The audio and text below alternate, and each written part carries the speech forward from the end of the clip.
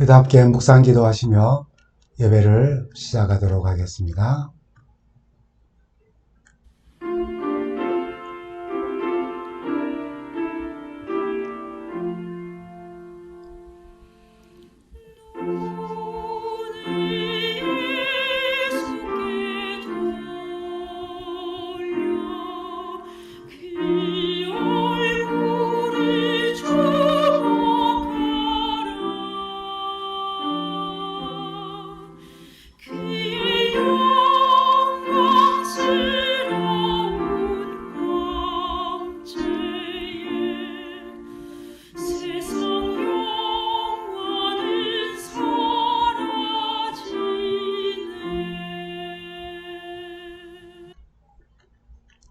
성도 여러분, 한 주간 잘 지내셨습니까?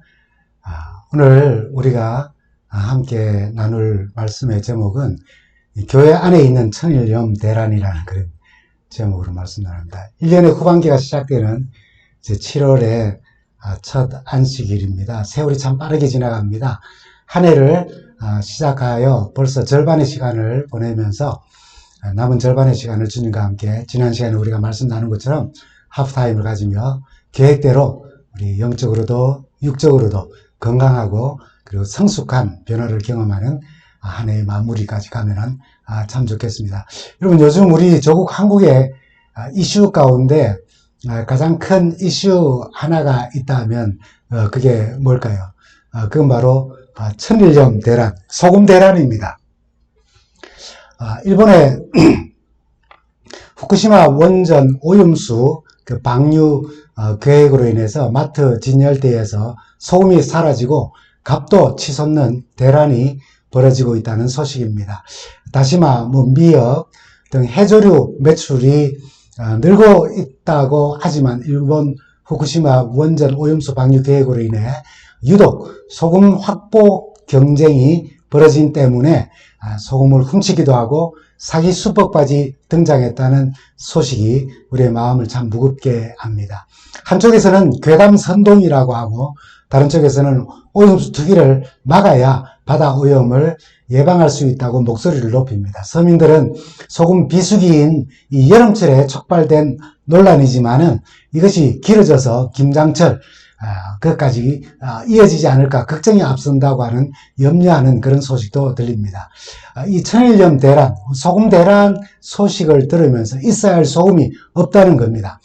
그 소식을 들으면서 오늘 본문 산상설교의 일부분인 마태복음 5장 13절 말씀을 한번 떠올리게 되었습니다. 너희는 세상의 소금이니 소금이 만일 그 맛을 잃으면 무엇으로 짜게 하리요? 후에 아무 쓸데없어 다만 밖에 버려져 사람에게 밟힐 뿐이니라.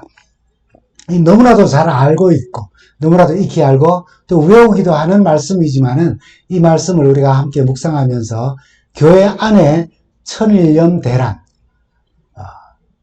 소금으로 인해 가지고 정부가 그리고 또 당이 서로 나누어짐, 그리고 소금 부족으로 인하여 일어나는 여러 가지 문제점들을 생각해 보면서 이 제목으로 교회 안에 천일염 대란이라고 하는 그런 제목으로 말씀을 좀 나눕니다. 먼저 주님께서는 이게 우리 화면에 보는 것처럼 너희는 세상의 소금이니라고 말씀하셨어요. 이렇게 말씀하신 이유는 주님께서 우리의 신분을 확인시켜 주시고 정의하여 주시는 말씀입니다. 다시 말하면 예수님께서 성도의 신분이 무엇인지를 정의하신다는 것입니다. 때로는 우리가 이 세상을 살면서 얻는 신분들이 있습니다. 내가 성공하고 내가 성취하고 이루어서 얻는 그런 신분이 있기도 하고 우리 스스로 내 신분을 정하기도 합니다. 그러나 성도의 신분은 이 세상을 살며 여러 신분들을 또 마음에 드는 신분들을 얻을 수 있을지라도 주님께서 정하신 신분이 있음을 깨닫게 되는 그런 말씀입니다. 우리의 신분에 대한 정의는 예수 그리스도께로부터 온다는 것은 비록 우리가 우리의 인생을 사는 것처럼 보이지만은 그 신분에 맞게 그렇게 사는 것처럼 보이지만은 사실은 주님께서 정해주신 인생을 사는 방식을 따라서 그 신분을 따라서 우리는 살아가는 사람들이라는 것입니다. 그 중에 하나가 오늘 본문 말씀 가운데 우리의 신분은 이 세상, 이 땅에서 소금이라는 것입니다. 여기서 또 한 가지 생각해야 할 것이 있습니다. 그것은 바로 우리가 뒷부분인데요. 너희는 세상의 소금이라 하고 그 다음에 나오는 말씀으로 소금이 만일 그 맛을 잃으면 무엇으로 짜게 하리요. 후에는 아무 쓸데없어 다만 밖에 버려져 사람들에게 밟힐 뿐이라 는 것이요. 이 말씀은 우리의 신분의 현재성이 어떠하냐라고 하는 거예요. 미래에 대한 이야기가 아니라는 겁니다. 지금 우리는 소금으로서 맛을 내며 살아야 한다는 거예요. 지금 우리가 어떤 신분을 가졌느냐는 겁니다. 예수께서 우리가 장차 소금이 되라고 말씀하지 아니하시고 이미 너희는 소금으로서 소금이 되어서 이 세상을 살아가고 있는 존재라고 말씀하시는 것입니다. 우리의 신분은 장래에 이루어질 것이 아니라 현재에 이루어져 있다는 것입니다. 마치 구원이 지금 우리에게 주어졌다는 것처럼 말입니다. 주님께서 우리가 미래에 어떻게 되어야 한다는 것을 말씀하시는 것이 아니라 현재 이러하다는 사실을 말씀하셔요. 지금 우리의 신분은 소금입니다. 그러므로 그리스도인은 장차 무엇이 될 것에 대한 소금 역할을 해야 할 사람으로서 그것을 기대하며 그것을 위하여 살아가는 것이 아니라 이미 무엇이 되었는데 그것은 바로 소금이 되어서 그 소금의 삶을 실천하며 그 실천 속에서 우리가 인생을 살아야 한다는 것을 알려줍니다. 참 신분을 망각한 사람들 이야기 참 많이 듣습니다. 많은 사람들이 자신의 신분을 망각하며 살지요. 요즘 우리 한국 사회의 이슈 가운데 하나가 정치인들의 신분을 망각했다고 하는 그런 이야기입니다. 정치뿐입니까? 아닙니다. 그런데 그 지지하는 입장에 따라서 신분을 망각한 행동도 정당한 행동으로 여기고 또 지지한다는 것이 더 안타깝습니다.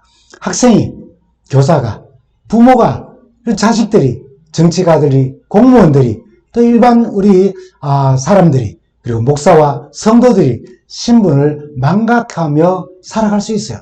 만일 우리 자신이 우리의 본분을 지키지 않고 신분을 망각하고 살아간다면 어떻게 될까요? 우리 가정이 어떻게 되겠습니까? 우리 학교가 어떻게 되며 이 정치하는 사회, 이 모든 것들이 어떻게 될까요? 가정이든 직장이든 사회든 국가든 모든 곳에서 무질서함이 일어나고 고통이 있게 되고 불안이 있게 될 것입니다. 주님은 우리의 본분, 본래의 신분은 현재적인데 그것은 바로 소금이라고 그렇게 말씀하셨어요. 근데 주님은 이 소금이 맛을 잃으면은 무엇으로 짜게 하리요? 라고 하시며 다만 후에는 밖에 쓸데없어서 다만 밖에 버려져 사람에게 밟힐 뿐이라고 그렇게 말씀하셨습니다. 그런데 여러분 의문이 들지 않습니까? 소금이 짠맛을 잃을 수가 있나요? 소금 자체가 소금기를 잃는 법이 있나요? 없습니다. 소금은 100년이 지나도 소금이고 1000년이 지나도 소금입니다. 나트륨 성분이 다 녹아버리면은 소금도 다 함께 녹아서 소금물이 되어서 소금 자체가 없어지지만은 소금기 빠진 소금은 없는 거예요. 맛을 잃은 소금이라는 주님의 말씀에 대해 성경 배경사전에는 이런 식으로 말합니다. 맛을 잃은 소금이란 빵을 구울 때에 사용되고 난 이후에 그 주변에 흩어져 있는 도마 위에나 주변에 흩어진 이제 더 이상 다른 곳에 쓸모없게 된 다른 먼지나 오물들과 함께 섞여 있기에 그렇게 쓸모없어진 소금을 말하는 것이며 그래서 밭에 거름을 주기도 하고 하지만은 그러나 길거리에 버려지기도 한다는 사실을 여기 이야기하고 있습니다. 한 가지 더 생각해 볼 것은 고대 사회의 소금의 형태를 통한 주님께서 주신 말씀이라는 이해입니다. 현대 우리가 살고 있는 소금은 아주 다양합니다. 잘 아시는 것처럼 지금 이슈가 되고 있는 소금이라고 하는 것, 그 소금 대란, 천일염 대란이라고 하는 그것은 이 천일염은 바닷물을 염전으로 끓여들여서 햇빛과 바람의 수분을 증발시킨 후에 만들어지는 것입니다. 그게 바로 일반적으로 우리가 말하는 천일염 소금입니다. 색도 깨끗하지 않고 또 입자도 아주 거칩니다. 여기서 이제 정제염, 그러니까 꽃소금도 있고 저나트륨 소금, 그러니까 이 짠맛을 좀 적게 하여서 만들어낸 소금, 화학 조미료를 첨가한 그 맛소금, 이런 것으로 가공되어서 여러 종류의 소금들이 만들어지는 것입니다. 인위적으로 염전을 만들어서 바닷물을 모으고 햇볕에 수분을 증발시키거나 또 끓이거나 또는 화학 조미료를 가미하는 인공적 과정을 거치는 이런 종류의 소금과는 달리 아주 온전히 자연 속에서 그냥 시간이 흘러 만들어내는 소금이 있습니다. 바로 암염이라고 하는 거예요. 광활한 자연에서 채취하는 이 천연의 순수한 소금 덩어리이고 소금 돌이라고 할 수 있습니다. 그래서 암염이라고 말하죠. 바다의 어떤 곳에 물이 갇혀서 그것이 세월이 많이 흐르고 그 세월 흐르면서 땅 속에서 소금 광물로서 존재하게 되는 거예요. 그냥 소금 덩어리들입니다. 이렇게 땅 속에서 딱딱하게 암석화되어서 굳은 소금 덩어리인 이 암염이 관리가 잘 안 되어서 계속 빗물에 그냥 희석되거나 또는 물에 계속 잠겨 있게 되면은 소금기는 다 물이 되어버리고 사라져버리고 돌덩이만 남게 되는데 이것을 소금기 이런 소금으로 이해할 수 있다는 것입니다. 지금 우리가 사용하는 정제 소금 자체는 소금기를 잃는 법이 없기 때문에 예수께서 말씀하신 짠맛을 잃은 소금은 땅에도 거름에도 쓸 수가 없고 밭에 뭐 이렇게 거름으로 쓸 수도 없고 그냥 밖에 내버린다는 말씀, 이 말씀은 아마 암염을 배경으로 말씀하신 것으로 볼 수도 있습니다.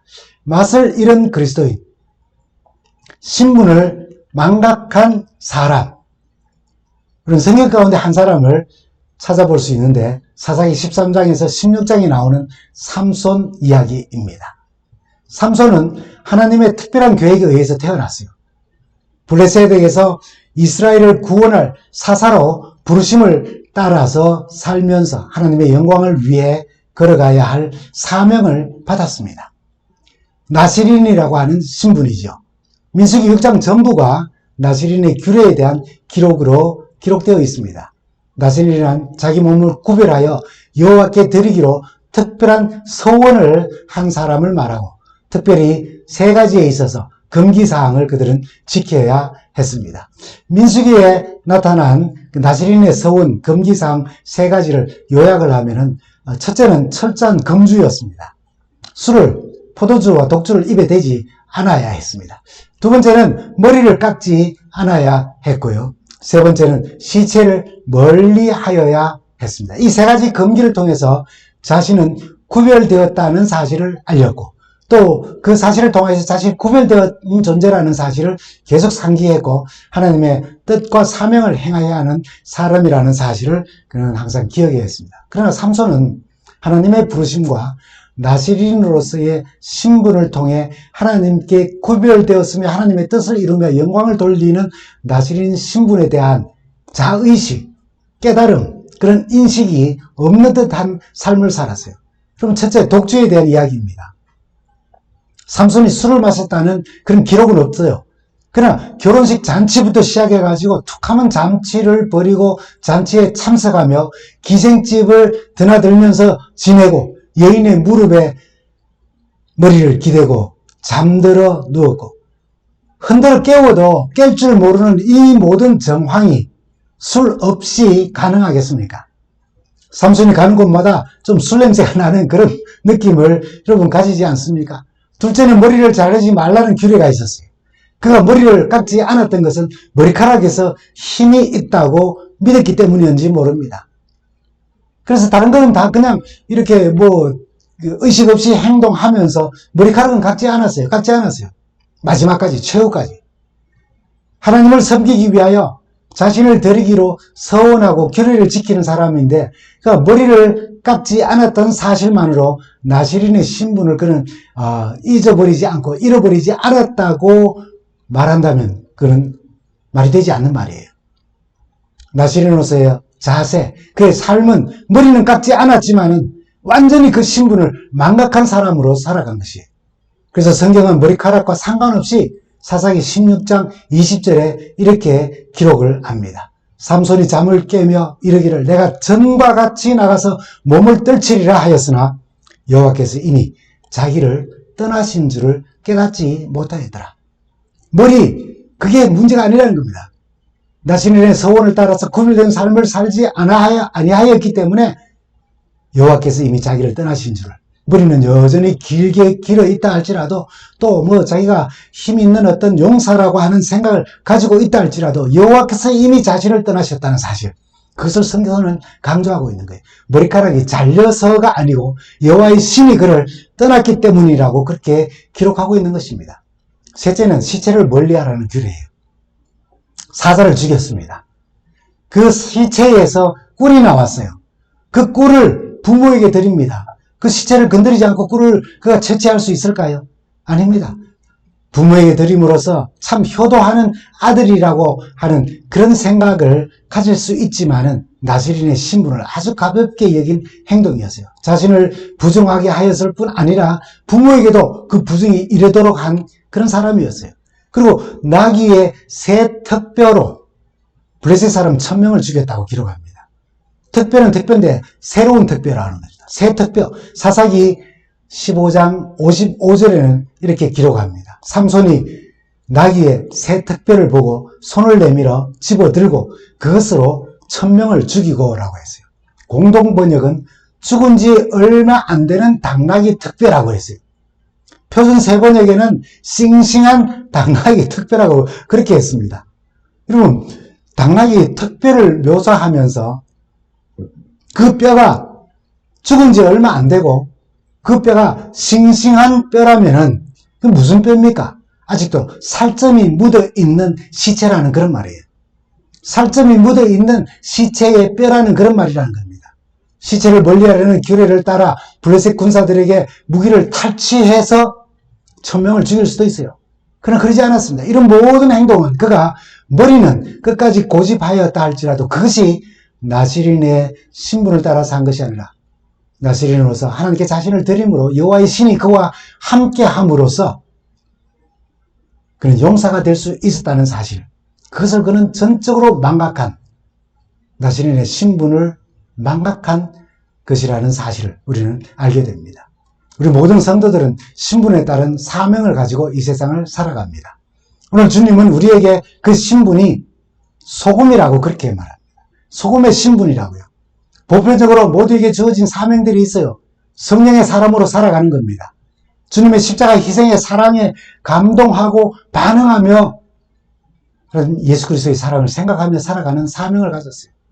하나님의 은혜를 누리며 그 은혜를 나누는 백성으로 구원받은 자들로서 그 구원에 이르는, 그리고 구원을 누리는 사람으로서 이 세상을 살아가는 사람들이에요. 복음을 전파하고 교회를 섬기는 일이, 이 세상에 선함을 베푸는 그런 모든 일들이 은행으로 그리스도인 다움을 나타내는 일들이 그러하다는 것입니다. 그리스도인이 어떤 사람인지, 어떻게 살아가는지를 알려주는 신분과 사명이고, 그것이 바로 성서가 말하는 착한 행실이며 그것이 바로 소금으로서의 사명을 다하는 사람들의 삶이라고 이야기하는 것입니다. 시작하며 말씀 나눈 것처럼 나시린의 신분, 그 신분을 망각한 삼손처럼 지금 그리스도인들이 때로는 땅의 소금이라고 하는 신분과 정체성을 잃어버린 채 살아가는 것이 참 비극입니다. 그리고는 마치 땅의 소금이 아닌 것처럼 생각하고 길가에 버려진 암염처럼 그렇게 말하고 행동하며 살아갑니다. 지금 마태의 소금 진열장에 소금이 없는 현상처럼 소금으로서의 그리스도인이 교회에 없다는 것은 참 심각한 문제입니다. 교회 안에 천일염 대란, 지금 우리가 생각해야 할 부분입니다. 그냥 마태에 소금이 없다는 것보다 이 교회에 지금 소금의 역할을 하는 사람이 없다는 것에 우리는 더 주목해야 한다는 사실입니다. 예수께서 너희는 이 땅의 소금이다 라고 하시며 신자의 신분을 규정하신 것은 이러한 교회가 세상을 향한 소금 대란에 빠지지 않도록 하기 위하여 끊임없이 우리의 신분을 상기시켜주는 주님의 말씀인 것입니다. 그리고 너희는 세상의 소금이라 하신 예수에 의한 신분 정의로 우리가 신분을 망각하지 않을 뿐 아니라 그 신자가 그 역할과 사명을 충분하게 감당하기 위하여 주님은 그렇게 말씀 주셨습니다. 계속 그 신분을 잊어버리거나 잃어버리지 않고 그것을 의식하며 그 신분을 표현하며 그 신분을 실현하며 그 신분을 자랑하며 그 신분에 따라 실천하며 살아가야 합니다. 예수께서 우리에게 신분 정의를 주신 것은 그것을 계속 좀 기억하라는 거예요. 소금이다라고. 나는 소금이라고. 짠맛을 잃어버려서는 절대로 안 된다고. 근데 이 신분은 세상을 살며 우리가 얻는 어떤 신분보다도 가장 영광스럽고 가장 하나님께 영광이 되는 신분이라는 사실을 우리는 또한 깨달아야 합니다. 근데 한 가지 여러분 이런 생각 들지 않아요? 예수님께서 우리의 신분과 정체성을 말씀하시려면은 소금이 아닌 좀 더 가치 있는 것으로 좀 말씀해 주셨으면 얼마나 좋을까. 너희는 세상의 금이라. 너희는 이 세상의 다이아몬드라. 너희는 이 세상의 다양한 보석 가운데 하나라고 비유했으면 얼마나 좋을까 하는 생각도 들지 않습니까? 본문은 주님께서 당신의 제자들 주님의 말씀을 듣고 따르는 군중들의 가치에 대해서 말씀하신 비유가 아니라 신분에 대하여서 알려주는 그런 의도였기 때문에 그렇게 말씀하신 것입니다. 그러면 여러분, 우리가 소금의 신분으로 사는 사람이다 라고 할 때에 소금의 신분으로 사는 사람은 어떤 사람일까요? 짠맛을 잃지 않고 산다는 겁니다. 우리 모두는 아마 세상에 소금이 된다는 것에 대하여서 그것이 무엇을 의미하는지 다양한 해석들을 들어왔을 것입니다. 가장 일반적인 해석은 소금은 방부제의 특성을 가지고 있기 때문에 기독교인은 우리가 이 부패하고 썩어가서 가는 이 세상의 방부제 역할을 해야 한다는 그런 해석을 우리는 많이 들어왔습니다. 그리고 무미건조한 음식을 더 맛있게 만드는 식품 첨가물로서 이 세상에서 감칠맛 나는 역할을 해내야 한다는 그런 해석입니다. 그러나 여러분, 여기 우리가 한 가지 더 덧붙여야 할 것은 예수님께서 일단 강조하신 것은 소금의 부패를 방지하는 보존성이나 감칠맛을 내는 역할보다 그냥 소금의 짠맛이라고 하는 것에 대해서 말씀하셨어요. 주님께서는 아주 단순히 그냥 소금의 짠맛에 대하여서 말씀하신 거예요. 그 맛을 잃으면 버려져서 사람들에게 밟힐 뿐이라는 것입니다. 감칠맛을 내는 것도 중요하고 방부제 역할도 참 중요한 소금의 기능입니다. 그러나 주님의 강조는 그냥 소금의 맛. 그게 뭡니까? 짠맛. 짠맛입니다. 여러분, 갑자기 침이 꼴깍 넘어가죠. 펩시와 프리토레이입니다. 1965년에 펩시 콜라 회사가 프리토레이 인수를 했어요. 이 인수 합병으로 음료계에서는 만년 2위였던 기업이 미국의 탑 10 스낵 중에 7가지를 펩시가 이렇게 인수합병을 통하여서 흡수하면서 스낵업계의 압도적인 1위로 자리매김하게 됩니다. 그런데 음료회사가 왜 감자칩 회사를 인수했을까? 뭔가 연관성이 떠오르지 않습니까? 감자칩은 그 먹는 사람을 목마르게 합니다. 굉장히 짭니다. 여러분 여기 다 드셔보셨잖아요. 그래서 음료를 찾게 만드는 거예요. 감자칩이 왜 우리를 목마르게 합니까? salt 혹은 salty. 짜기 때문입니다. 소금은 우리를 목마르게 해요. 우리가 이 땅의 소금이라는 것은 맛깔스럽게 간을 맞춘다는 의미와 썩어져가는 세상을 향해 방부제 역할을 한다는 것 다 중요하지만 사람들로 목마르게 한다는 것입니다. 그것이 바로 소금의 기능이라는 거예요.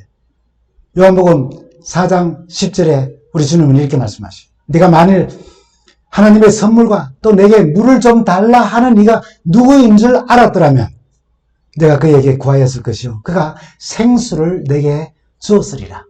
우리 주님은 우리로 영원히 목마르지 않게 하시는 생수이시며 생수의 근원이 되십니다. 주께서 우리를 세상의 소금, 이 땅의 소금이라고 하신 것은 당신이 생수가 되시기 때문에 우리가 이 세상 사람들을 생수의 근원이신 예수께로 향하게 하는 소금이 되어서 갈증을 느끼게 하고 그 갈증으로 사람들이 주님을 찾게 하고 하나님을 찾게 하고 하늘을 향하게 하는 역할을 해야 한다는 의미에서 너는 세상의 소금이라고 말씀하신 것입니다. 주님을 만나기 원하는 갈증을 주는 사람으로 이 세상을 살라는 의미에서 너는 세상의 소금이라 말씀하신 것입니다. 예수님은 이 단순하면서도 중요한 원리를 염두에 두고 말씀하신 거예요. 우리가 세상의 소금이라면 세상 사람들은 우리를 만날 때마다 갈증을 느끼게 되는 겁니다.